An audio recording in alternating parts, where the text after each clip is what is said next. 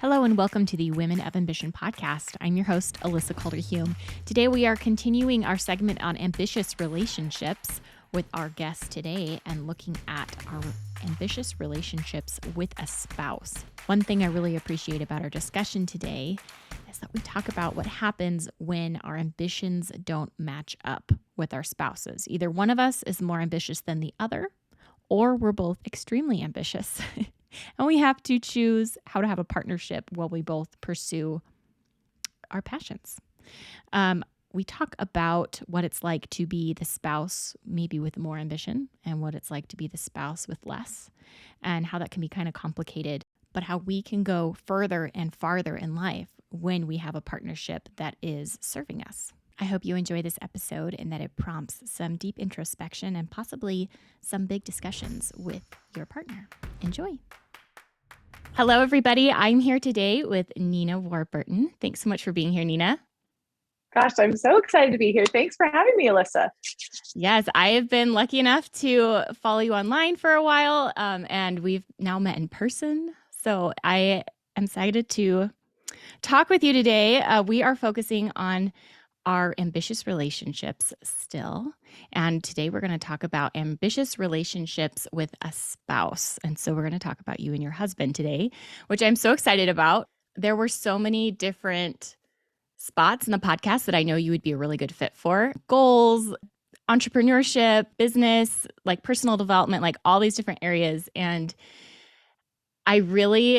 it's been challenging to find somebody who I knew would be able to speak about marriage in the way that I know that we're going to be able to talk about it now. So thank you so much for being willing to talk about this and be Yay. vulnerable and introspective and thoughtful. I know it's going to be really great. So first, tell us a little bit about yourself and why you are a woman of ambition, because you absolutely qualify. But explain to our listeners a little bit about yourself. Yeah, happy to. Thanks again for having me on. Gosh, so grateful to be here. So grateful to have access to an audience that speaks my language, because sometimes we do feel like we're a little bit of an outlier, but I know that that's just not the case. And so I'm just grateful for you for shedding light on a group of individuals that need more light, for sure. So a little about me. I grew up in Idaho and had, a great upbringing that was centered very much around excellence. My parents and my siblings were very much high achievers in whatever they did. And so I think that set the tone a lot for my experience growing up. I went to BYU to do my undergraduate in sociology and marriage, family, human development. Really enjoyed that, had an opportunity to be mentored by a few of those social science mentors and instructors there, and was able to be accepted into a graduate program there at BYU as well in the educational specialist degree of school psychology, which means I was a mental health professional in the schools, which was, I loved it. I actually didn't really know what that graduate program was exactly until I went into it, but I went back and actually found a journal entry from when I was in 6th grade that said I wanted to be an elementary school counselor. So I was like, that's what? great. Oh my gosh, it was so cool to see that play out in real life. And I had an excellent experience there, was able again to be mentored and supported in my graduate degree from some excellent and I would say very ambitious women in that graduate program at BYU, and had an excellent experience. It's it's in between a master's and a PhD is what the program is. And I had an opportunity to work within the schools. I worked for the Utah Schools for the Deaf and the Blind because I have a little bit of ASL background. And then I also worked for Provo School District as their mental health professional there in the schools. It was great. I had an incredible experience developing my own skill set and having a great educational experience. And so I worked in the schools for a season until, it was just at the end of my undergraduate that my husband and I lined up, which my now husband lined up. It was great. And we were able to get married before I started graduate school while he was still in his undergraduate. And I worked in the schools for a little while until I started having kids, and it got a little complicated. I had my oldest daughter while I was doing my work as an intern. And so it was, I was wrapping up my thesis research work and, coming right off of a birth. And it was nuts. I'll just say, I don't know how we survived it, but I do appreciate the partnership of my husband and how he really stepped into the stay-at-home father role, which is exactly what he did while I worked outside of the home. And when I was ready to have my second child, about 10 and a half, almost 11 years ago, we just felt like it was best at that point for me to step out of my full-time position and to become a full-time mother. So that's what I did 11 years ago. Was I left my profession full-time to be a mom at home with my two little kids, a daughter and a son, who were, two kids under two. So it's a little and then at that point, all of your ambitions just like evaporated, right? Exactly. You were totally fulfilled, right?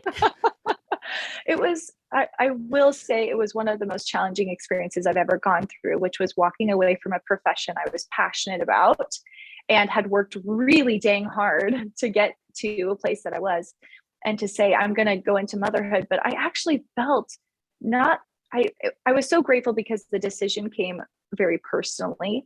And it wasn't because of societal pressure. It wasn't even because of our partnership. My husband was doing a great job as a stay-at-home dad. Mm-hmm. Yeah, probably better than I'm a stay-at-home mom, if I'm being honest. But I just felt this pull, like that was my next step and calling in life. And I actually really enjoyed it, but it was very challenging for me to leave that. I think maybe one of the most challenging things I did was transition out of the workforce into full-time motherhood. It's just a very different role. And you're exactly 100% right. My ambition didn't go out the window. It didn't dissolve. I just needed now a new vehicle, a vessel with which I could, explore that ambition. And that's really what brought entrepreneurship into my life. I was a hair and makeup artist now for over 14 years. I really enjoyed that work. I dove into theater and had an opportunity to be a vocal instructor and dance instructor. Again, it was just a hobby and a fun thing that ended up giving me an opportunity to serve people in a professional manner. I was a photographer for over a decade as well. And then I did an online women's clothing business from my home as well. So just kind of dabbled in a few different kinds of businesses. Was able to fortunately build a social media influence just a couple of years ago, really centered around me sharing my experience as a child psychologist in layman's terms to parents, which I had a lot of fun with. Specifically sharing around how to have those hard talks with your kids, how to talk about sex, pornography, grooming, online behavior, those kinds of things that I think we need to lean into as parents. And I'm grateful that that has given me a platform to connect with a lot of different kinds of individuals. And then about 4 years ago or so, I aligned after taking a business class, thinking I really wanted to make something of my side hustle ambition. And through that business class, just learned the value of real business mentorship, getting in line with people that were achieving things in their life that I wanted to achieve. And that's when I was really brought into an incredible community through the current business that I work right now, which is an online health and charity company, where I've been able to be a recruiter and a sales rep for them, working to really just help people's bodies heal from the inside out. But more than that, what I love is our community of mentorship and supporting and encouraging ambition, specifically in mothers. And it's been just an incredible vehicle and vessel with which I could be home with my kids full time and also be making a full-time income part-time online. So that's where we're at today. I would just say that ambition absolutely has been threaded through all of my experiences. And I'm grateful that I've had space to be able to honor that ambition. And it's evolved. Mercy, It has evolved. And I'm grateful that we have that, the opportunity to change and adapt and grow. Yeah. Yeah. Thank you so much. I always find that arc for each of our guests so interesting because there's so many similarities in our stories, and yet they're so unique. And right. I would say for a majority of us, we hop around a lot with our passions and our investments, and like the values are all still there, and maybe we're focusing on like we're weighing one more than the other in the moment, but there is like a continuity throughout it all. And so I love to hear those stories. So now turning to your relationship with your husband, it sounds like he knew what he was getting himself into, maybe, maybe to some degree, with you being towards the end of college and looking towards higher education. Is that an accurate assessment? Yeah, absolutely. And I had a great conversation with him in preparation for this podcast interview. And he said, I've always been surrounded by ambitious women. His mother, worked professionally outside of the home full time when he was a child. And his dad ran a farm from home. And his mother has a very strong personality. She's not a quiet one, I will just say. She's opinionated. She gets things done.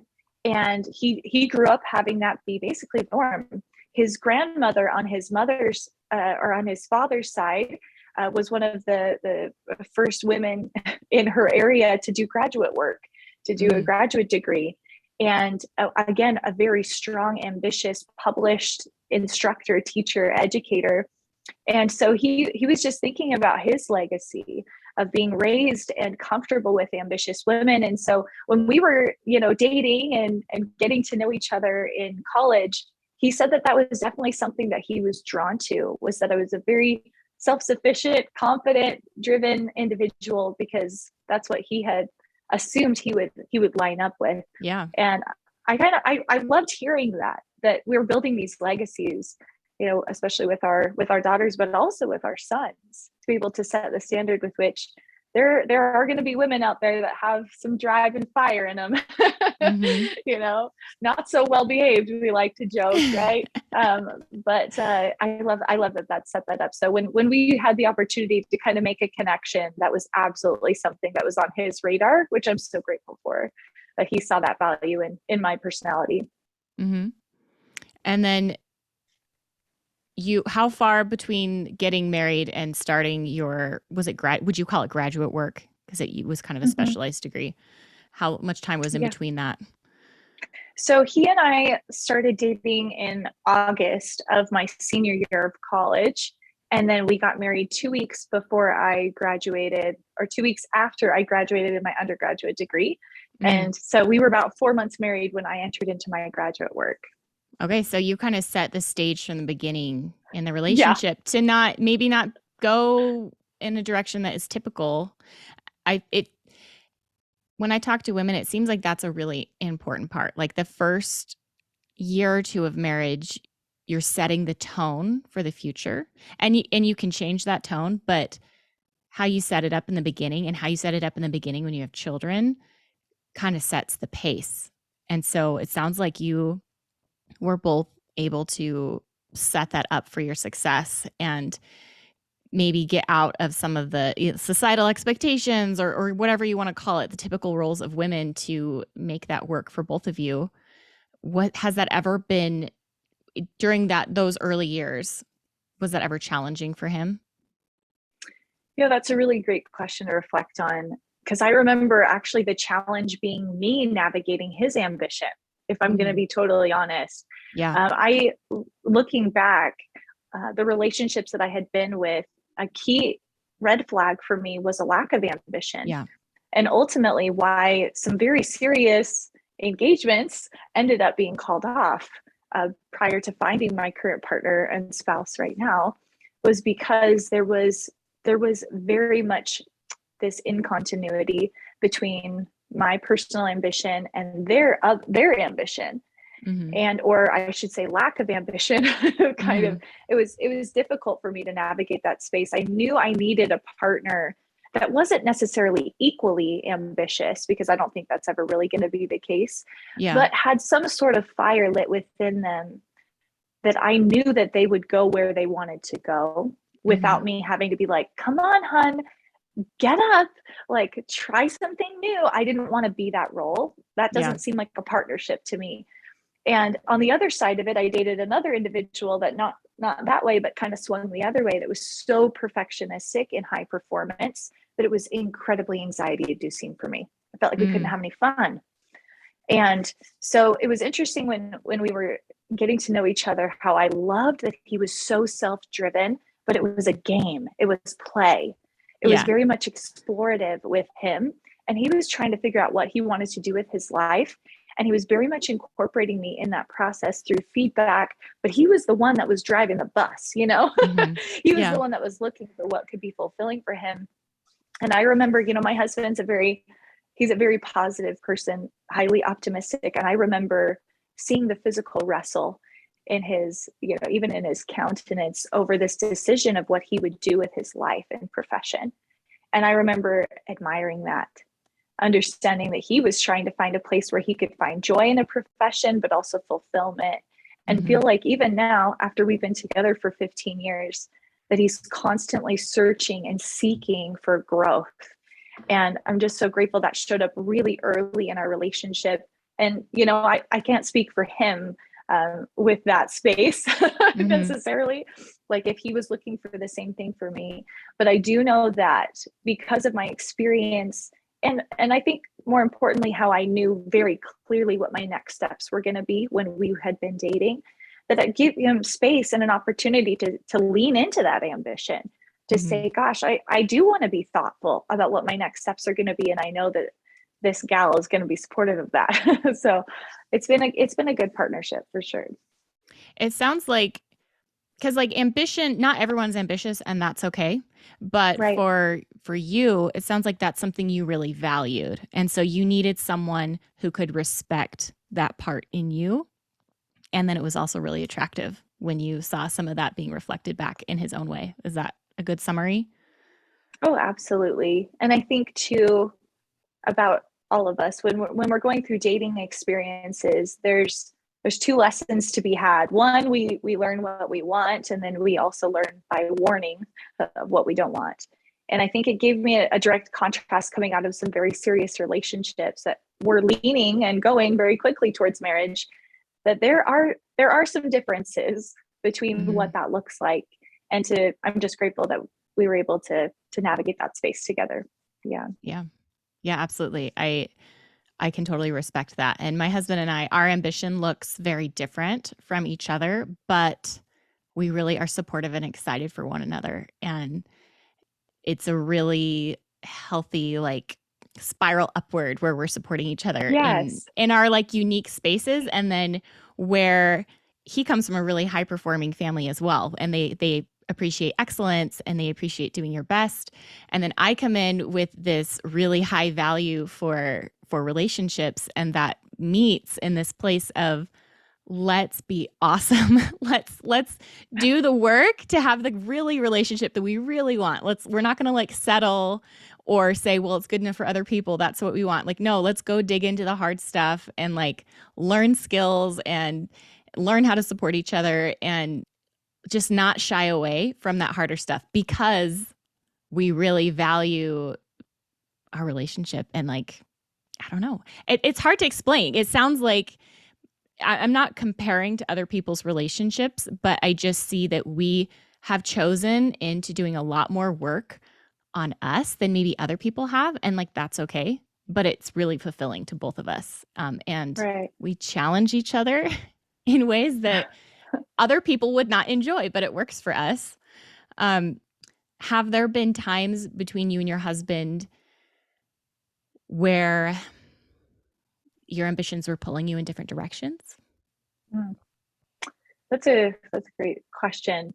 And just as you were talking, just to kind of piggyback off on that, I will say like a key component, I think, in navigating this space where we're really having a fulfilling relationship both with ourselves and with our partner is that communication component. I mean, it's so cliche when you talk about, oh, we need communication in our relationships. But I think if you want to, encourage ambition in your relationship, because it's going to have to be achieved individually and collectively. There's just, if one person's growing at an accelerated rate and the other one doesn't feel like they're doing the same, then there's always going to feel like there's this mismatched energy or maybe like a comparison of worth or value, even though that's certainly not the case. And I think navigating that space where you specifically were just addressing, I think I can really resonate with that component of needing to communicate really adequately. How am I feeling around what it is that I'm driving toward, and how are you feeling towards what you're driving toward? And it's interesting because I feel like as a woman who would consider herself ambitious, I can have those conversations with other fellow female entrepreneurs, but sometimes it's going to look really different with my partner. And I remember early on in our relationship, really getting into some deep conversations about where we wanted to go with our lives. and really understanding that the process of being able to realize everything that I really wanted in this life, I knew I could get farther and faster with a partnership. That's just the truth of it. Yes. That's the truth in everything that we do. That's why mentorship has been such a key change and shift from solopreneurship to the entrepreneurship space that I'm in right now, is that there is so much value in a partnership, not just because you bring different strengths to it, but you're going to be encouraging things in each other that you just can't encourage on your own. Mm-hmm. And that's super hard for me to think about as a very independent woman, but also it's something that I feel really grateful for as I seek out support from my partner, is knowing that I'm going to get farther and faster utilizing his strengths and his encouragement, but also that I'm serving and blessing and helping him as well as I explore that with him as well. So I think those deep conversations are ones that maybe, I don't know, I think certainly there's a stigma against, going into those deep conversations with your partner. And I will certainly say that not all individuals, women or men, are created equal in their communication style. So sometimes when you're talking to your partner, you may have to kind of ask some more questions to dig some more answers up. So I want to make a comment on that. Yeah. So I was in a marriage prep class when I was just barely starting to date my husband, and I had to write a paper on what I thought the most valuable trait to look for in a relationship was. And I had thought a lot about this, even though I was very young. I'm just very introspective. And I wrote a whole paper on the value of communication and how I wanted to be with someone who could communicate really well. And my teacher pulled me aside, and I really appreciate this, because he was like, yes, absolutely. But communication is a skill that can be taught and it can be learned. And so, yes, communication is really vital and important, but maybe what's more important is someone who is willing to learn and grow in the areas of weakness. And it just it clicked for me. And honestly, that is what allowed me to then pursue a deeper relationship with my husband, who I was dating at the time, because I could see there were some deficits in his abilities, but there was a humility and a willingness to learn and grow along with me. And so that part of it allows us to have the relationship we have now, because we're both willing to learn and grow from each other and with each other, rather than have some kind of a really high bar set where we need someone to perform at a certain level. And maybe if I'd gotten married later in life, I just wouldn't have had the time or patience to grow with somebody. But because of where we both were, we were able to give that to each other and grow into that space, which I really has just blessed my life. And yes, it's been absolutely symbiotic for both of us. Yeah, I think I love approaching any aspect of relationship development as a skill set, because if it's a skill set and we truly believe in a growth mindset, right, that not that we're fixed or born a certain way and we're just going to be that way forevermore, but if we really truly believe in the growth mindset component, that we can bring that into any relationship building aspect as well. I mean, that's why marriage retreats work. That's why marriage therapists work. That's why, I think personal therapy also helps to be able to develop a skill set with which you can come into a relationship and improve and grow. Honestly, if I didn't believe in that, I don't know that I could stand to be in a relationship with anyone who wasn't perfect. Yeah. And I certainly know that I'm not perfect. So it's a good umbrella to know that, yes, absolutely. Communication style. I think some households really facilitate a proper communication of emotion specifically, or deep thought. And I think others just don't. Yeah. And I think that's totally fine, as long as we are married, for lack of a better word, to growth. We're married to the potential of developing something that we see a deficit in, instead of holding on to it with our ego and saying, well, that's just how I am. You're going to have to adjust. I think any adaptable and healthy relationship understands that we're going to come to the table with weaknesses. We've got to have that patience and growth with one another. We also have to have that personal drive to want to change too. It's not like you can come in and say, hey, spouse, I need you to communicate better, and these are the things that you're going to do every day. That's not our role. But instead we can say, hey, when you communicate this way, I understand you a little better. And that feedback and that communication component. I think it's so fundamental, to go down that communication route. Gosh, if I didn't have someone that I felt like I could share my heart with, I think ambition would have just fizzled out for me. because there is something that really fuels and lights that flame of ambition when you can talk through it with somebody, when you can say, these are my visions for the future. This is the potential I see in myself. This is where I want to go. And not even seeking validation, but just sharing the vision with someone, I think can be such, that fire building component.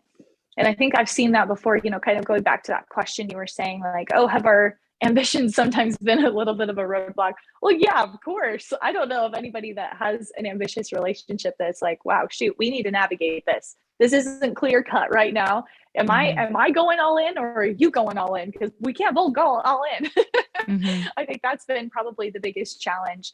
Over the last 4 years, having an opportunity to really make something of this business bigger than I've built any of my other businesses before, there have been sacrifices, ones where the house looks a little scary, and either I take care of it, or my husband takes care of it, or we hire it out. There's no avoiding what needs to be cared for and taken care of in a household when you've got 4 children and other responsibilities. And certainly that's a conversation that has to be had regularly, where we're identifying really what am I needing to take care of here? What are you needing to take care of here? So that all of our bases can still be covered in a happy familial life. I mean, that's just the simple truth of it. So I would say absolutely there's been conversations that we've had. And I think the ones that I remember the most are moments where I could hear my husband's heart and really get an idea of what it is that he envisions for himself. And when I feel like I'm in a space where I'm just chasing what I want, I don't feel as connected to him. Absolutely. And so we'll do silly things like go on walks, and I'm like, tell me what you're envisioning for your future. What's next for you? What would you like to create? And I feel like when he offers that to me, I then align in purpose with what he's trying to create. And again, that symbiotic effect, you said it so beautifully, that synergy that happens when 2 intentions align on one, even if I'm aligning with him on his and he understands mine and is aligning in with me, I think we do have that, the forces of the universe working from both our creative and co-creative energies to make something pretty outstanding, I would say. So for us, even the conflict in understanding who's chasing what dream at what time, I think has been very growth promoting in our relationship. It's caused us to need to communicate more fully, to again cast vision and value for the other spouse, for the other partner, on what it is that we want to build, and then seeing how we can support each other in that. I love that. I love those kinds of talks with my husband. I love to go deep really fast, and that's really hard for some people. But with my husband, it's great because he gets me. And so I love it when he will fully engage with me on those conversations, because I will have them all the time, but he's doesn't always want to go that deep all the time, and that's fine. And it's not a reflection of his ambition. It's a reflection of him really being able to know how to play and have fun and let go. And I have a harder time with that. But what I love about understanding each other's individual goals and things is that we can then celebrate the wins with each other. Oh, yes. I don't have to sit and explain to him why it's so cool that I got this person on the podcast, or I wrote this for this article. Like, he already knows the bigger picture, and it's automatically like, oh, that's awesome. High five, hug, celebrate. Let's go out to dinner. Let's talk about it. And I can do the same thing for him. And that keeps that energy alive and growing constantly also, because it's living in both of us together. I love that. I think you brought in, like, we're co-creators together, and that's the perspective that we see our relationship from. Like, yes, we created our children, we're creating our home, but we're also creating our life. And, yes. And we're opting, I chose this person to be my partner because, yes, I value growth and he helps me grow, and we have a lot of fun together. And we're growing and we're playing together, and it's awesome. Yeah, it's so interesting. I love hearing what you're saying. It's like lighting me up, because I realize too that there's going to be many women that are listening to this podcast feeling discouraged. Like, gosh, my partner is not on the same page with me. I don't know if their ambition, matches, or even is at a place that I can understand and reciprocate. And so I feel like I want to just take a second. Yeah. No, I really appreciate that. Yeah. Just put my heart out to you, because one, I have navigated two very serious relationships where that was 100% the case. And it was very challenging. And I'm not going to say it's a deal breaker because it just isn't. I think there's always growth potential in a relationship. For me, it was one of many things that the reasons why the relationships needed to end. But right now, where I'm working with individuals, specifically many mothers and women that have filled certain roles in the home, a husband hearing that she wants to pivot and shift and change and now become a home-based entrepreneur, what does that mean for him? Yeah. What does that look like for his roles and responsibilities he's maybe potentially feeling? And this could go either way, by the way, but anyway, we'll just use the example of a female and a male for now. But anyway, what is that going to mean for his roles and responsibilities? Because right now he's potentially working outside of the home, feeling, great pressure and burden in quote unquote providing for the family, right? Which was one thing that my husband felt that deep burden of when he was trying to figure out his professional aspirations is this something that I can build a home and a house and a family around? And I'm like, I need you to let go of that for just a second and figure out what it is that you're passionate about. And I do not care what you make as long as you're happy, because I got us. If we need, if we need other income, I will fill that in. But it's more important to me that you're happy. Anyway, that's another side story. But coming back to this position of a man who maybe gets a little defensive, a little protective of his wife pivoting because he's not sure how he's going to be able to take on roles that and responsibilities that she takes over if she's doing something else, right? So where do we go with those ones? Yeah. And in my experience in working with these women that are really just sitting at a decision point, that I have consistently seen to be the case is an establishment of self-confidence for that woman and realizing, yes, I can pivot in my life. And two, I can be successful when I pivot. And that usually when they have a quality, healthy relationship, if she's coming in and saying, you know what, I really want to do this. I don't know what it's going to look like, but I know we can navigate it because this is what I'm feeling drawn to do. And I'm confident that I can do it, or at least I want to give it a shot because I think the lessons that are going to come out of it are going to be worth it. What I oftentimes see from the partner in that relationship is an understanding and a trust when she trusts herself. And faith. And so, I feel like that's like my number one piece of ambition, or, ambitious advice is if you want to pivot, if you want to see your partner be something that they haven't ever been in the past, I would say, let's look at your level of self-confidence. And it's okay to not have a perfect confidence in yourself. I don't know of anyone who does, but enough so that you think, you know what, I do want to step into this. Because I think it's when we become wishy-washy with our ambition that our partner is trying to balance that. It's like, my main goal here is to protect you, to be that devil's advocate of sorts when you're trying to jump into something new. And I respect that role. I do. I think there have been plenty of times when my husband's kind of talked me off a ledge of a bad idea. I'm like, thank you for that. But when we come into it, or whoever, this may be male or female role that's thinking, I want to pivot. I want to jump on an ambition. And the partner's kind of like, I don't know how I feel about that. I think the very best advice I can offer is to communicate what it is that you want to create. What is it that you're wanting to shift and change? What's the anticipated hopeful outcome? And then give space for that person to communicate what their qualms may be, and make sure that you've got that communication component, all with the belief and structure that you still ultimately trust yourself and that you've got the self-confidence. Because when we come into that with that desired outcomes or next step or decision or pivot, whatever that may look like, with the confidence, then I think that partner can honor it. Can truly feel like they don't have to be protective. And I do think that there's so much growth that can happen when we lean into expanding that relationship of support. I think it can actually take the relationship to a deeper, more intimate level when we do go out on a limb, trusting ourselves, and the partner says, I got you. I know you can do this. And so I think there's still growth potential there. I think there's absolutely still hope there. I think there's communication. I know I'm talking so much, Alyssa. I have one No, more you're thought on this, if that's fantastic. okay. No, keep going. Yes, keep going. So I have to tell you, because the roles have been reversed. That's why I wanted to bring up this story. My husband, um, when, oh gosh, I can't even remember the timeline at this point, but it's got to be 5+ years ago.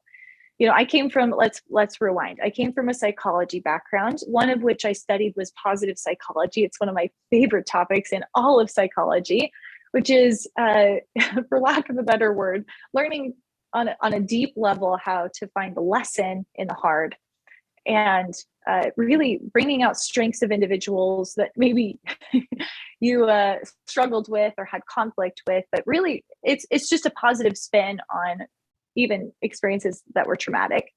And it's not meant to be gaslighting those negative experiences, but it's really taking a new perspective on how can I take the reins back on situations that felt very victimized. And I resonated so much with it. The whole semester, I was just eating up these books and the philosophy around it. And so I feel, generally speaking, that I'm pretty open-minded to that kind of thing until it came to my own growth. Because it's super hard to look your own pessimism in the eye. And also underneath that pessimism, for me, was a deep rooted self-disbelief, almost self-abusive. I think borderline, because perfectionism. It just gave no room for error with me personally. So about 5 or so years ago, we really felt this draw to work more closely with Carol Tuttle, which I know you and I That's have how I found with. you. I know. I found you. I think the story you're about to tell is how I found you. So keep going. Oh, yay. That's lovely. I love and appreciate her work so much on being able to deeply understand yourself and also deeply understand the individuals that you love and care for, and be able to see them at their deepest energetic movement, who they are authentically outside of all of these impressionable experiences, how we grow up, the situations, the environments that we're in, just seeing them for who they are, their being.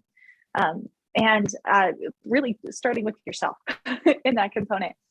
And I had been studying with her for a few years at that point, really understanding my children, understanding my spouse. It was very revelatory. It was so impressive, and a life shift and change for me. And a little over 5-6 years ago or so, we really felt drawn to work with her on our money mindset. And she created an incredible course that focuses not just on like budgeting, but on your deep rooted beliefs around money. And my husband and I, without going into details, just for anonymity's sake, we both went through very challenging experiences that were strangely similar to one another, like 1 in a million type things. And we both experienced them in our homes growing up. And so when we came into this desire to want to shift and change our energy around money, we uncovered some of these things that had been very deep rooted around it. And that happened. It was about a month long course. And that happened in week 1. And I was like, peace out. Like, I can't. Like, I literally, in my mind, was so, what's the verb I want to use here? It was distasteful to me. It was almost sickening to discover some of the atrocities that had been carried and buried in my family line. And more importantly, how they had imprinted on those family members that experienced them and had consequently affected my belief structure around money. Is this because you stepped back and you saw the patterns? Is this what? Yes, okay. Absolutely. Yes, I've gone through this process as well. It's a wonderful course. Yes. So you're stepping back, you're seeing this pattern, and you're seeing it in your husband, and you're like, no, we're not going to look at this. It's too uncomfortable. It wasn't just in him, it was in me. I even started to self-loathe a bit about where I had come from, and unfortunately how it had shifted. And I would say created the life that we were living in of scarcity. And it was so overwhelming to me that emotionally I had to check out in week 1 of 4. And bless his heart, this was stuff that we hadn't typically brought into our own growth journey, which things like tapping, energetic movement, consistent affirmations, obviously reading content, journaling, all these things to really uncover what had been buried. Important, needful work, especially as a therapist. I know that that's stuff that I want my clients to work through, and I'm a big believer myself as a student of therapy, a utilizer of therapy. But it was so triggering that I just couldn't handle it. And at this point, I actually don't even judge myself for needing to step back from that. All this to say, my husband kept at it persistently every single day, tapping out this energy, reinforcing with affirmations, diligently doing the assignments and the journaling. He was at a mind space to be able to complete that while I was not. And he completed that 4-week course. And I will tell you, Alyssa, he shifted everything about our family's financial energy. You know, within that about 9 months or so, we had manifested this business, which has now made us, over $250,000. And it's like, before we were sitting under a pile of debt, it was a 180 swing. And I know that it was in large part because of the work that he did. So I share this experience because his persistence without pressure to me was the door being swung wide open for me to just experience what I needed to experience at that moment, and also to see the light in what he was doing. And ultimately, it served an incredible purpose for me to open the door to seeking out personal development, being more consistent, and then putting him in a position where I genuinely consider him a mentor of personal development and growth. He's the one that's consistently listening to and reading these personal development books. And I'm like, well, what are you reading? I want to get into it. He has been the number one reason why I had decided to push myself in my physical health and learn to run, which I thought was beyond my physical capacities, because he had learned to do that and developed it and was, willing to show me how to do it. All that to say, coming back to that same principle, if you feel like you're on a path and husband or partner is not on that path, is not supportive of that path, stick with it. Mm-hmm. Communicate with love, hold space for whatever they are in and feeling, knowing with hope that if you are keeping that line of communication open, that connection open with them, and continuing in persistence with what it is that you feel like is going to help you grow and develop, that you're going to impact them in a big way. And chances are they're going to join you at some point. and I'm that spouse. I was that negative spouse that felt so overwhelmed by the process of growth. And yet it was his persistence, despite what I was doing or saying or feeling, that was the inspiration for me to come on board. Yeah, I've absolutely seen that in my own marriage. And there have been, I'm usually the pusher. I'm usually the one that like wants to do all the personal development. And there have been times and years where my husband did not want to grow with me at the pace that I was moving at this pace regardless. And I was like, come join me. He wasn't taking me up on the invitation. And so there was a period of time where I was like, okay, I need to reevaluate my expectations for this marriage. I need to like recategorize him maybe into maybe not quite a partnership in this area. And that was really sad for me, but I was willing to do it because I value a lot of other things about our relationship. And so I kind of just let him do his thing and kept growing myself and found supports in other friends and other people. And then he had his own catalyst moment that propelled him into the space that I live in, that I breathe. And what I didn't realize is that everything that I've been sharing with him about my journey and what I'm growing, that he would hear me and he would take it in and be like, oh, that's interesting. No, that was changing him on a deeper level. And it just you couldn't see it until even like 6 months ago. And he's done his own personal development journey, therapy and books and all this stuff. And I had no idea that I was influencing him the way that I was. And he's a very strong person. We both say that we're the alpha in the relationship, like we're both type A people. and so I think maybe he held back a little bit until he was really choosing into it for himself. And I just didn't know that I was having that level of influence, but it's been really beneficial. And he's been able to make some really rapid changes. And we now have like even just like the shared vocabulary around personal development and therapy and understanding trauma and understanding family systems and things has been really amazing. I had no idea for so long that change was even happening. And I'm so grateful that I was patient and that I gave him his space, because a less healthy version of Alyssa might try and shove it down someone's throat or Sure. or make ultimatums and demand it.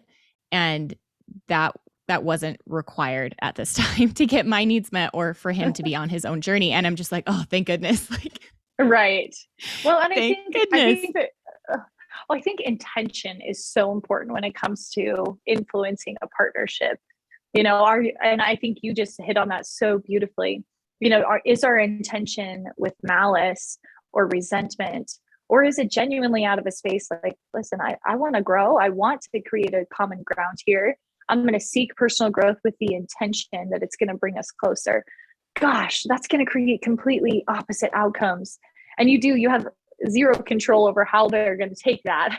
Mm-hmm. But man, I think it does make a difference when we're thinking about living a lifestyle that is genuinely on a deep level, core level, wanting to uplift our partnership versus, screw you. If you can't get on my plane, then I'm out.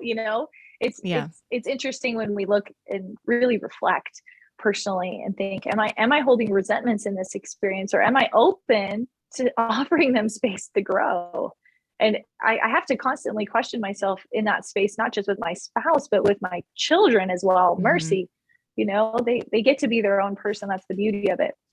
I keep thinking about and coming back to this principle in the social sciences called structural coupling. It's one of my favorite principles that I'd ever studied in my undergraduate work. And it was essentially the principle that those that we spend the most time with, literal time with, we begin to, in a very literal sense, take on the traits and the characteristics of that individual. And I remember learning that long before I had found my partner right now, and thinking, I want to be really deliberate about who I put in my closest intimate relationship, because I believe in the power of that structural coupling. I think that the silliest and funnest example of that is when you see an old couple who've been together, 50, 60, 70 years, and they start to look like each other. Yeah. Literally, they've got similar attributes, wrinkles in the same places. And you're like, gosh, you guys could be siblings. That's what structural coupling does. It creates this connection on a deep cellular level with the individual that you are spending the most time with. And when I thought about that for my life, with the intention, knowing that I wanted to choose a partner that would be lifelong for me, I needed someone that I felt like, gosh, if I became more like them, I would love that. That would be awesome.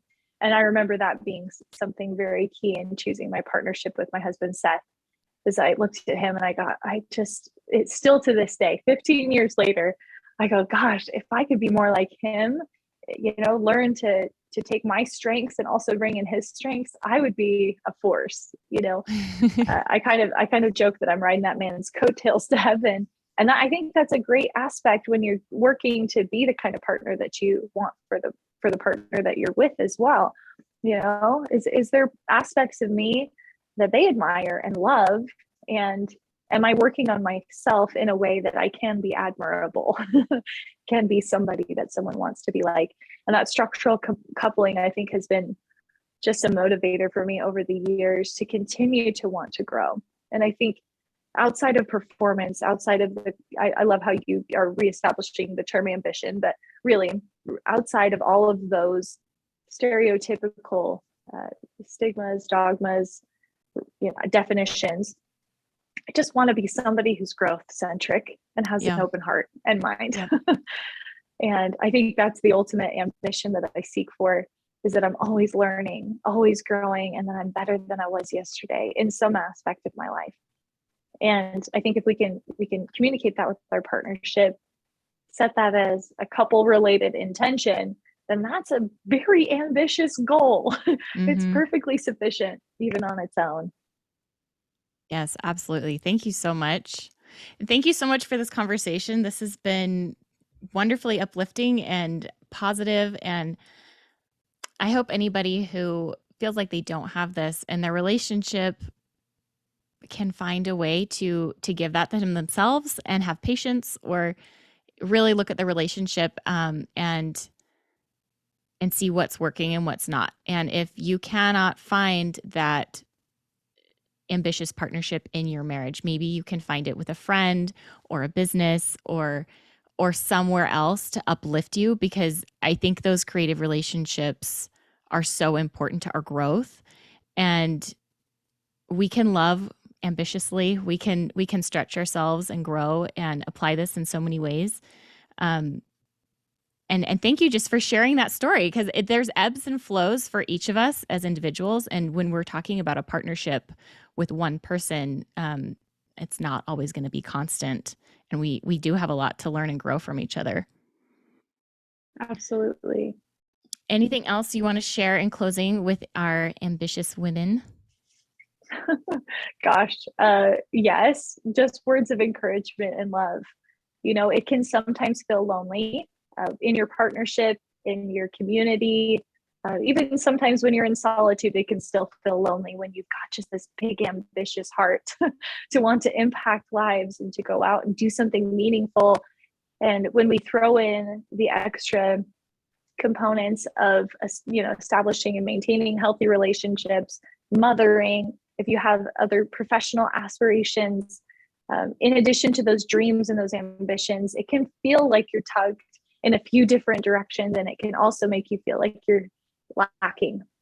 And I just want to send out my love to all of you that are listening here, that there is always, the grace and acceptance of whatever that process looks like for you. And there's likely going to be many days that you're going to feel like it's not going perfect. I think we just have to let go of that expectation that ambition is messy, life growth is messy. And my very best piece of advice is to be gentle with yourself in the process. You're creating and experiencing a life that you've never done before. And we've got to give ourselves that grace and that compassion as we navigate creating a new life, which is exactly what you're doing every day. Things that had worked in the past may not work in the present, and that causes us to adjust. Doesn't mean we have to judge what it was that we have experienced or been through or done or currently trying to do to cope and survive, but it just means that we need to pivot and make some adjustments and changes. And don't be shy about communicating that to your partnership, to your children, to your professionals that you work with, and saying, I'm trying to adjust some things right now. Thanks for your patience with me as I navigate this space. And then most importantly, those inner conversations, just keep them so positive with yourself. I think when we are navigating ambition, we also have a tendency to be a little self-destructive. A lot of shoulds exist in an ambitious space, and a lot of tugs on our time, mental energy, even our physical capacity, because it's just so hard to keep working in this physical vessel when we've just got all this ideas and yeah, I might have skipped breakfast this morning in order to make it here on time. So yes, we do sabotage ourselves sometimes. So yeah, just giving yourself that grace and that patience, knowing at the end of the day, if there's been one thing that you've addressed for your own personal growth, that's still a day well used. And that's what I try to focus on with myself. Even if it happens in the 5 minutes before my head hits the pillow, that I do something that really addresses what my inner fire needs to be fed, and find a way to address that, but also to realize that you can't be 100% in your ambitious, entrepreneurial efforts every day. You just can't. That's not balanced. You can't be 100% into your partnership or in your mothering every day. That's also not balanced for someone who really values ambition. And so navigating that space, being grace-filled with yourself, self-compassionate, self-loving, and also to address through self-care, like true self-care, like, hey, self, how are you doing? What do you need today? That's going to really help you feel the most fulfilled and like it's sustainable. Yeah. I think sometimes we get so burnt out because of our ambitions, and that's not fun. That's not what ambition is about. Ambition is really just chasing the things that light you up. And when we lose that fun, then we lose the drive to continue it. And then we end up just feeling like we lose ourselves, I think. So that's probably my best piece of advice, is to give yourself that lots and lots of grace, communicate with those that are in your circle about what you need, and check in every day with what it is that you need to do. And if nothing else, just accomplish one thing that's going to light that fire within you, help you feel like you're moving forward in a place of progression towards your own personal goals, or becoming. Did I do something today that's helping me become the person I want to be, or at least a step closer to that? And I think you'll just feel a greater sense of fulfillment in that way. Awesome. Thank you so much, Nina. Where can people come and find you if they want to hear more from you or work with you? Where's a good spot?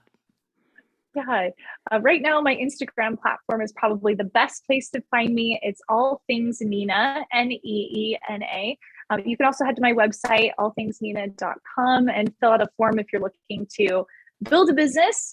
I am happy to mentor. I'm in that space right now where I'm taking on a new level of business recruits to help them build their businesses from the ground up in a home-based structure. And gosh, we've got so many cool things happening, creating a lot of powerful stories for families.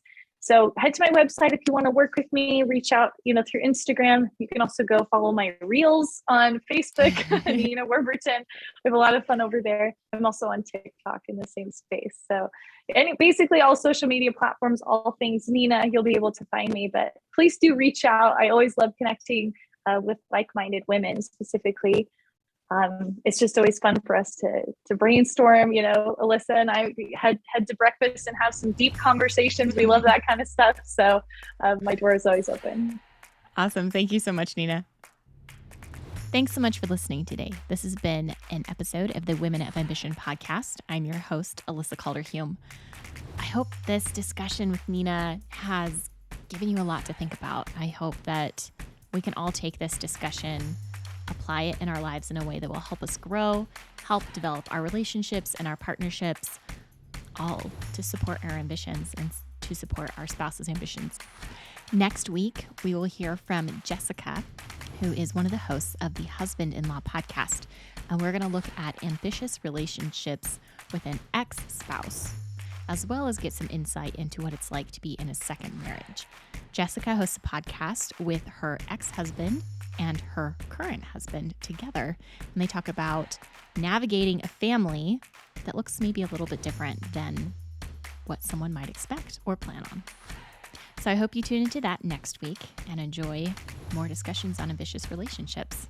If you'd like to continue this conversation with me and with fellow listeners, head over to Instagram. I'm over at Women of Ambition Podcast. And like and review the show and share it if you feel like this is a conversation that other people might enjoy hearing. I think this could be a really interesting one to listen to with a spouse. I know I'm discussing it with mine. Thanks so much for being here, and we'll catch you next week.